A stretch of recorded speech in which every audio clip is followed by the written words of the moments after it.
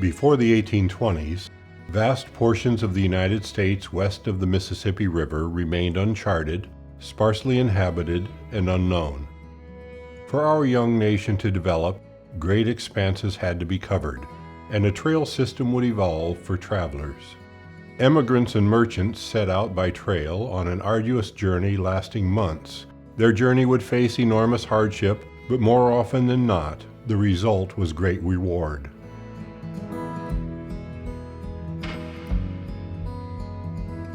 As the 19th century progressed, the United States would be transformed as major overland trails developed to take hundreds of thousands of merchants, explorers, adventurers, and emigrants to new lands out west. These major trails would all start in the Kansas City area and pass through present-day Johnson County.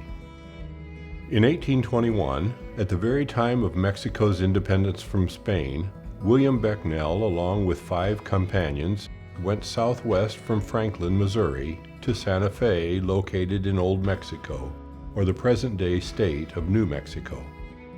The reason for the journey, Becknell would later say, was trading for horses and mules and catch wild animals of all sorts of descriptions. 2.5 months after leaving Missouri, and after narrowly avoiding starvation, Becknell and his companions completed their arduous 800-mile journey to Santa Fe. After selling his goods, Becknell returned to Missouri, and news of the lucrative trip spread quickly, encouraging more to follow his lead. William Becknell is now considered the father of the Santa Fe Trail. The Santa Fe Trail was the first of the great routes. Merchants going to sell and trade in Santa Fe would travel over 2 months one way on the 800-mile trail. The Santa Fe Trail was mainly a trade route. The Oregon Trail had been first traveled by fur trappers as far as Wyoming and Idaho. Starting in 1841, a few wagon trains used the trail all the way to Oregon, slowly crossing the rough, wild expanse. The first significant wagon train on the Oregon Trail was in 1843, called the Great Migration, when nearly 1,000 emigrants, with countless wagons and thousands of animals, sought a new life in the fertile Willamette Valley of Oregon. Settlers were able to receive 640 acres of free land per couple and 320 for individuals. Additional emigrants poured into that valley over the next few years, eager to settle the free land. The first wagon train to California was the 1841 Bidwell-Bartleson party, which left the Sapling Grove campground in what would become eastern Johnson County. They followed the Oregon Trail to just west of Fort Hall, Idaho, where they branched off to California. In 1848, discovery of gold in California led to the 1849 gold rush. The California Trail was packed that year, and wagon trains continued the rush through the 1850s. Most of the emigrants on the Oregon or California trails walked the whole way. Their wagons were full of supplies, and they had not nearly enough horses for everyone. Independence, Missouri was founded in 1827. The landing on the Missouri River, just 4 miles north of the town, was used for travelers and merchants going west. In 1834, John McCoy built a trading post on the edge of his father's farm. McCoy also discovered a rock landing 5 miles to the north on the Missouri River near the confluence of the Missouri and Kansas rivers. He called it Westport Landing. It was a natural landing that allowed riverboats to dock and unload supplies. This landing would become the birthplace of Kansas City.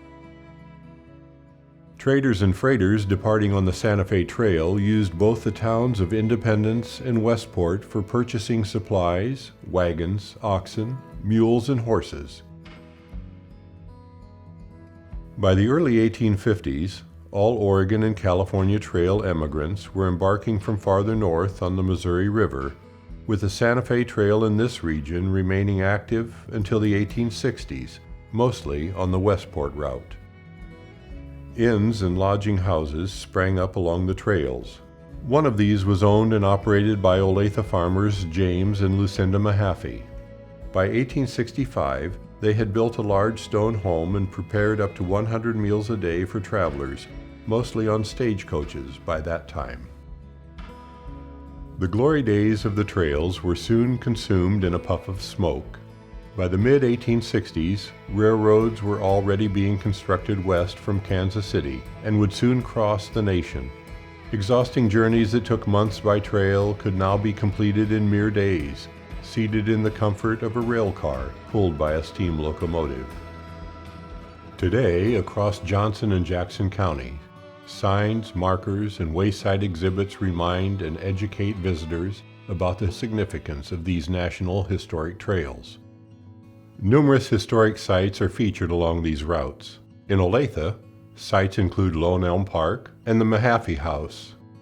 South of Gardner lies the Gardner Junction Park, and in Fairway, residents can visit the Shawnee Indian Mission. Drivers can also follow local route tour signs and accurately retrace the historic frontier trails in our area. Let us not forget the role that Kansas City, Johnson County, and Olathe played in the westward expansion of our nation. The National Trail System allowed us to be a nation from sea to shining sea.